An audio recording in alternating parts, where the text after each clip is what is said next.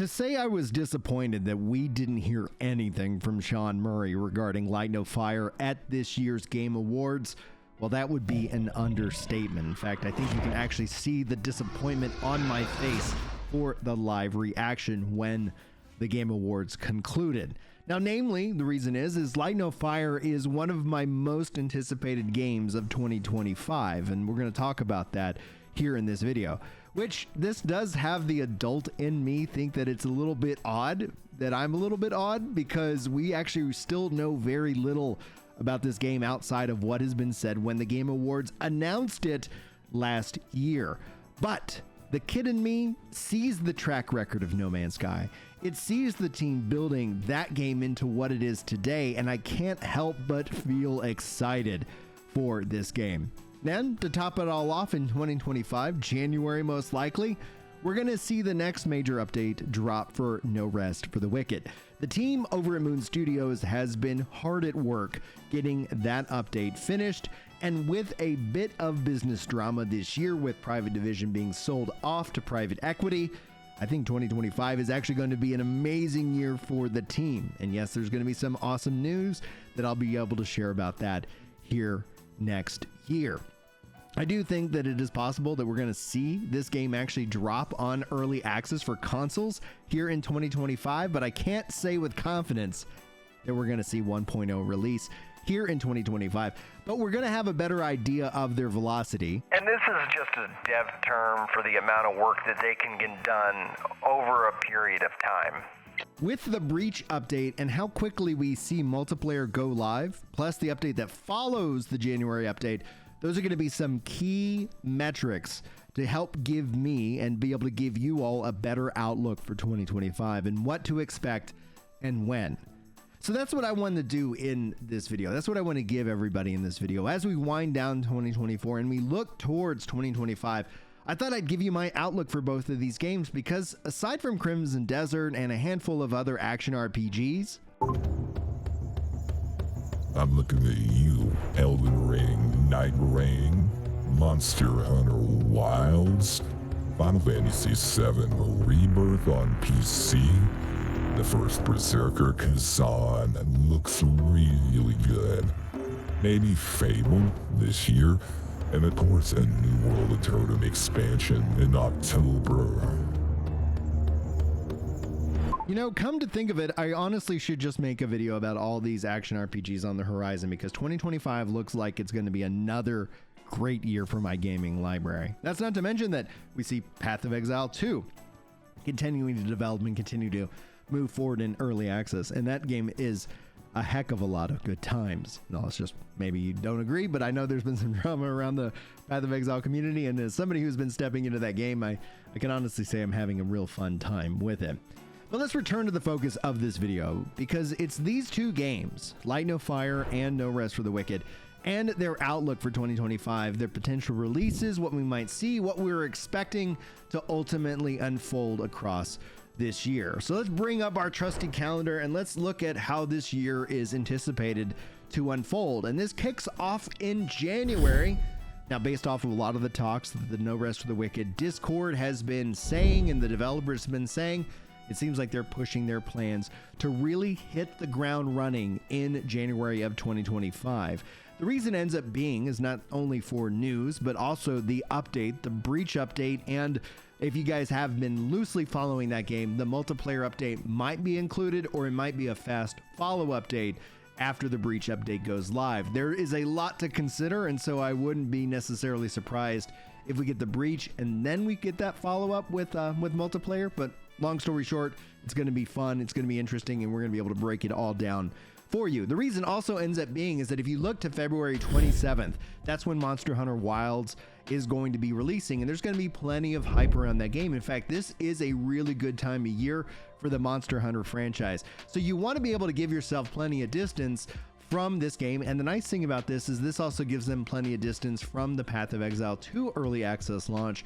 As players kind of really do the things that they want to do, they'll be looking to kind of maybe step back into No Rest for the Wicked or stepping into it for the first time here in 2025. Now, for the bad news out there, for my Light No Fire community here, Because we did not get any news at the Game Awards, and with the discipline the team has shown regarding kind of keeping this all under lock and key, I don't see them having any rush or any need to get out that info anytime, at least in the first quarter. In fact, ultimately, I would actually expect to see and to learn more about Light No Fire at the Summer Games Fest here in June 2025. Reason ends up being is it ends up being a perfect marriage to where that can be introduced as, hey, we showed it off at the Game Awards.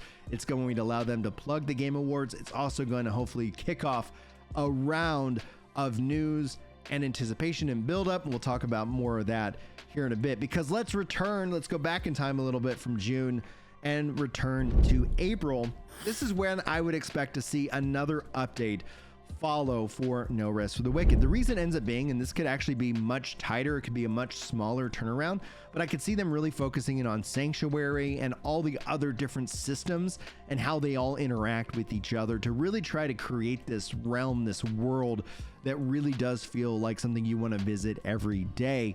And so that's where I think we're going to start to see those kind of updates, with looking forward to the rest of the year. But now let's jump a little bit ahead up to July, maybe a little bit mid-August, where we could see the Combat 2.0 update rolling out. And if we're so lucky, the game will also be rolling out for early access on consoles. And why the devs talked about just the challenge, the difficulty around that, they were really targeting that information for 2024. I didn't think it was practical for them to push that update, but being with all the changes, being that they're independent, and we're going to learn more about that here in January, you're going to see that this is going to be actually probably an added benefit to them to be able to start releasing and selling more copies of the game in early access on console. So I would anticipate that we might see that. They might even make an announcement at Summer Games Fest, being that they wanted to do an announcement at the Game Awards. Seemed like that is a good time to reach a lot of people who are not necessarily following this game as closely as I have. But the bad news here is we fast forward now into 2026. I would think that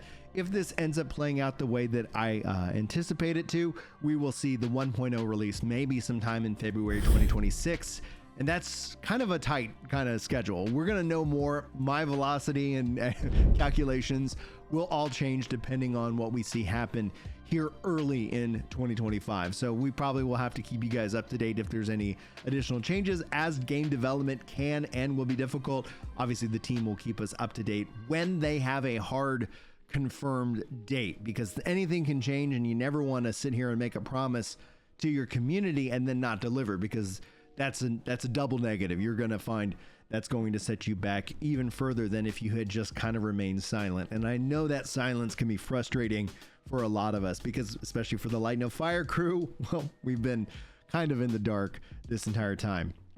So if we don't hear anything about Light No Fire, let's rewind back to June 2025 here. Well, it's going to be possible that this is going to kick off more in the marketing hype behind the game. Now, this is really kind of where, the time Sean will be dropping new updates, obviously, for No Man's Sky all throughout the build up to 2025, especially the first half. So there might be some hints and teases that we see from Sean throughout the first half of the year, but I didn't really feel like they needed to showcase the game at the Game Awards. And it's best to have the next look of this game really be a showcase of what it means to be a true open world game. And so what does this mean to us as players? Well, maybe, and this is where, maybe I should put some money down and give out some memberships here at the channel. Maybe what this means is that if they do use the Summer Games Fest as kind of the next kickoff and kind of that marketing kickoff to the rest of the year, maybe we'll see them shadow drop an early access version of the game at the Game Awards in 2025, which would be very exciting, very fitting. It would follow the 2-year time frame since they announced it, and I think a lot of people will be very, very excited, especially when it says, and you can download it now. I think that could be a possibility. At least, if nothing else, the inner nerd and gamer in me is hoping for what that is. Now, I'm all in on these two games, and if you end up really kind of enjoying my approach to content coverage for these action RPGs, well, the sub button is somewhere around here, and if you find it, sound off in the comments so I can welcome you to the channel. Just like these legends, Neo, Saika, Mr. Boney Pants, Dryonos, and Kane Jenkins. Hopefully I've not butchered any of y'all's names. Welcome in. I'm so glad that you guys are here.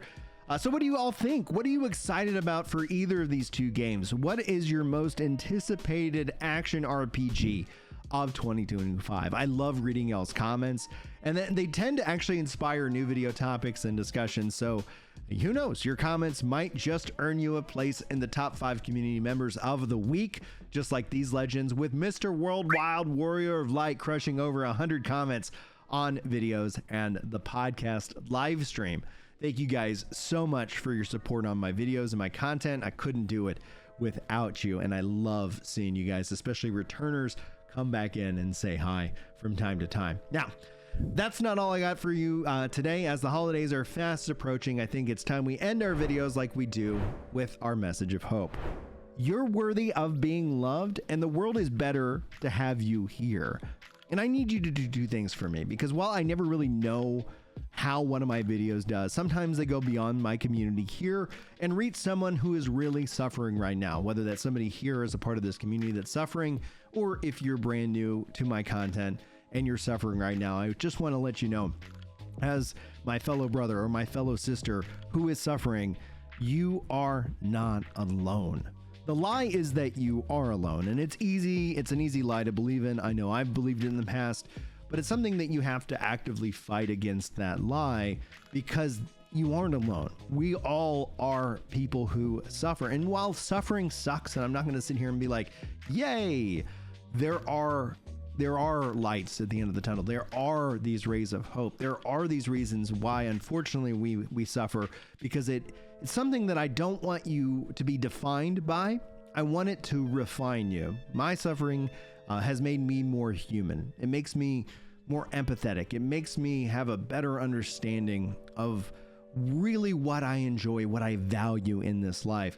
And while it's very hard to see that, especially when everything kind of feels dark around you, I just want you to know, I want you to keep fighting. I want you to keep moving forward. I want you to keep going. I don't ever want to hear you give up on yourself. Sometimes it's fine if you want to just lay down and take a nap, right? This isn't me saying it's perfectly fine to do that, but I would encourage you guys to focus in on some of the really good things. And first and foremost, this could be just the act of, and a practice, this isn't anything that's perfected, but a practice of forgiving yourself. We all need it. And speaking as myself as a Christian, I think God forgives me much easier than I actually do myself, which is kind of strange, because I'm not bigger than God. I'm not better than God. I don't know more than him in this case, but he is very willing to forgive. And I think that's something that I need to work on more in my life. And I want to challenge you guys to work on that in yourself. Again, it's not a perfection. It's a practice. It's something that we need to actively choose to do. And so I want to say, yeah, let's do that. Now, often I feel like I'm also living on bonus time. My goal is really to make the very best of this bonus time that I can. Now, I honestly should have been dead long ago. I've shared those stories in past videos, and we can continue to have those conversations going forward, but not to rehash all that here. But here I am with all my scars and with all my stories, and to let you know that it does get better, and that it all really starts with believing that it does get better. Now, whether you believe you can't or you believe you can, you're right, regardless of which choice you make. So I would encourage you to believe in yourself.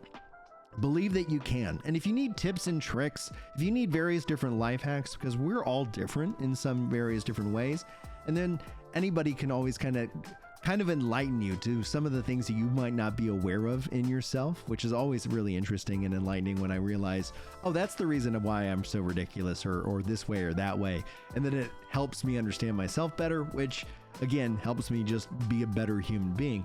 This can also be with your food. Like, there are so many things, and so I want to encourage you to be curious about who you are and your life, because especially if you're suffering and you're miserable right now, I want you to make some changes, figure out some things, and experiment and see what works and see what doesn't. Make a journal and say, hey, I cut out this food and this is how I feel. And then when I reintroduce this food after a couple of weeks, oh man, I don't feel good, or I feel bad.